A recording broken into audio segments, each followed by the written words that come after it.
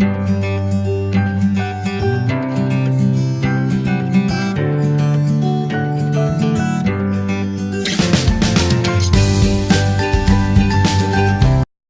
Friends, ഇന്ന് നമ്മൾ നെയ്മീൻ മുളകിട്ടതാണ് ഉണ്ടാക്കാൻ പോകുന്നത്. നെയ്മീൻ കഴുകി ഞാൻ വൃത്തിയാക്കി വെച്ചിട്ടുണ്ട്. ഇതൊരു 3/4 കിലോ ഉണ്ട്. അപ്പോൾ വലുതായിരുന്നു, അതിൻ്റെ പകുതി എടുത്ത് ഞാൻ മാറ്റിയിരിക്കുകയാണ്. അപ്പോൾ ഇത് 3/4 കിലോ ഉണ്ട്. അപ്പോൾ എങ്ങനെയാണ് ഉണ്ടാക്കാൻ പോകണമെന്ന് നമുക്ക് നോക്കാം. ഒരു ചട്ടി സ്റ്റൗവിൽ വയ്ക്കുക. 2 ടേബിൾ സ്പൂൺ വെളിച്ചെണ്ണ ഒഴിച്ചിട്ടുണ്ട്. അപ്പോൾ അതൊന്ന് ചൂടായി വരുമ്പോൾ നമുക്ക് 1 ടീസ്പൂൺ ഉലുവ 1 ടീസ്പൂൺ അങ്ങ് ചേർത്ത് കൊടുക്കണം. അതൊന്ന് പൊട്ടട്ടെ. ഉലുവ നന്നായിട്ട് പൊട്ടി വരുമ്പോൾ നമുക്ക് ഇഞ്ചിയും വെളുത്തുള്ളിയും അങ്ങ് ചേർത്ത് കൊടുക്കണം. അത് ഇടയ്ക്ക് എടുക്കുന്നത് മിസ്സായിപ്പോയി കേട്ടോ. ഇഞ്ചിയും വെളുത്തുള്ളിയും നന്നായിട്ട് വഴണ്ട് വന്നിട്ടുണ്ട്. അപ്പം നമുക്കിനി എടുത്തു വെച്ചിരിക്കുന്ന ചെറിയുള്ളി അങ്ങോട്ട് ചേർത്ത് കൊടുക്കാം. കറക്റ്റ് അളവ് ഞാൻ ഡിസ്ക്രിപ്ഷൻ ബോക്സിൽ കൊടുത്തേക്കാം കേട്ടോ.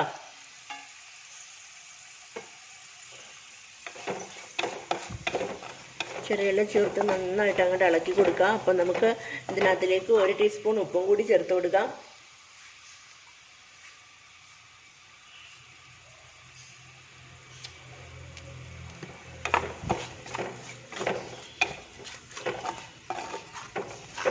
നന്നായിട്ട് വഴണ്ട് വരട്ടെ.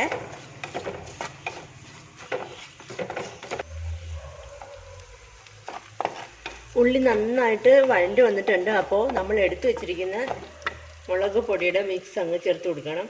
ഇത് 2.5 ടേബിൾ സ്പൂൺ കാശ്മീരി ചില്ലിയും 1/2 ടീസ്പൂൺ മഞ്ഞൾപ്പൊടിയും കൂടെ മിക്സ് ചെയ്ത പേസ്റ്റാണ് കേട്ടോ. അങ്ങോട്ട് ചേർത്ത് കൊടുക്കുക. ഇത് ഇച്ചിരി വെള്ളം ഒഴിച്ചിട്ട് മിക്സ് ചെയ്ത് അങ്ങ് കൊടുക്കും.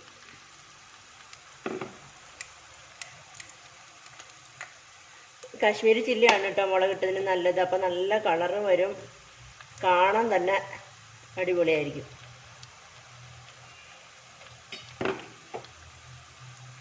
അപ്പം ഇതങ്ങ് ഒഴിച്ചു കൊടുക്കാം.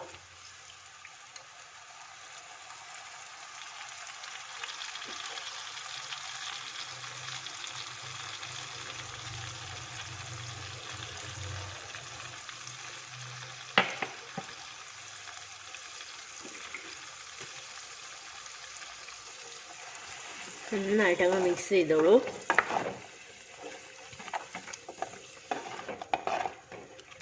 ആദ്യം നമ്മൾ ഉലുവ പൊട്ടിക്കുന്ന സമയത്ത് ഉലുവ കരിഞ്ഞു പോകാതെ നോക്കണം കേട്ടോ.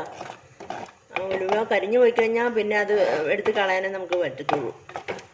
അപ്പോൾ അത്ര കരിയുന്നതിന് മുമ്പേ നമ്മൾ ഇഞ്ചിയും വെളുത്തുള്ളിയൊക്കെ അങ്ങനെ ചേർത്ത് കൊടുക്കണം.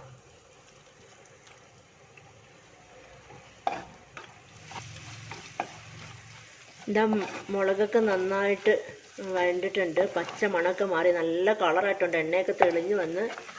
അപ്പം നമുക്ക് ചൂടുവെള്ളം, നല്ല ചൂടുള്ള വെള്ളം അങ്ങോട്ട് ഒഴിച്ചു കൊടുക്കാം.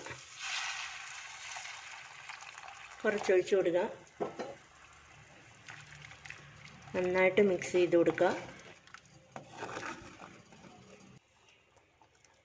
അതിൻ്റെ കൂടെ ഞാനൊരു 7 അല്ലി കുടംപുളി എടുത്തിട്ടുണ്ട്. ചെറിയ അല്ലിയാണ്, 7 അല്ലി എടുത്തിട്ടുണ്ട്. അതും കൂടെ അങ്ങ് ഇട്ട് കൊടുക്കുകയാണ്. ഞങ്ങളുടെ അവിടെയൊക്കെ കുടംപുളിയാണ് കൂടുതലും യൂസ് ചെയ്യുന്നത്. അപ്പോൾ ഇത് ഇനിയൊന്ന് തിളയ്ക്കട്ടെ. അപ്പം നമ്മുടെ കറി നന്നായിട്ട് തിളച്ചിട്ടുണ്ട്. നല്ല കളറൊക്കെ വന്നിട്ടുണ്ട് കേട്ടോ, എണ്ണയൊക്കെ തെളിഞ്ഞ്. അപ്പോൾ ഈ ടൈമിൽ നമുക്ക് മീൻ അങ്ങോട്ട് ചേർത്ത് കൊടുക്കണം.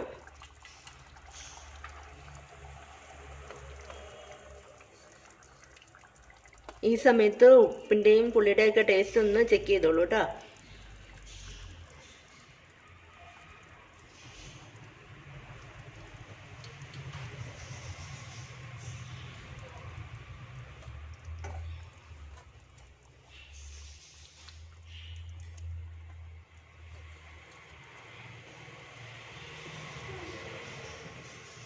അപ്പോൾ ബാക്കിയിരിക്കുന്ന ചൂടുവെള്ളം കൂടി നമുക്ക് ഇതിനകത്തിലോട്ട് അങ്ങ് ഒഴിച്ചു കൊടുക്കാം.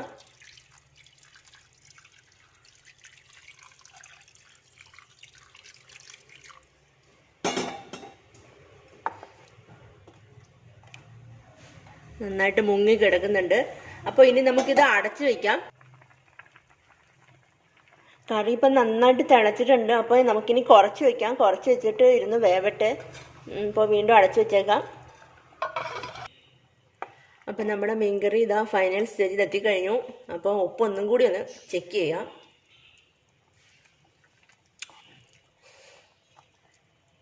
ഉപ്പൊക്കെ കറക്റ്റാണ്, ഉപ്പ് പുളി എല്ലാം കറക്റ്റാണ്. അപ്പോൾ നിങ്ങൾ തിളയ്ക്കുന്ന സമയത്ത് ഉപ്പ് നോക്കിയിട്ട് ഇട്ട് കറക്റ്റായിട്ട് പാകത്തിനുള്ള ഉപ്പ് തിളയ്ക്കുമ്പോൾ ഇട്ട് കൊടുക്കുക.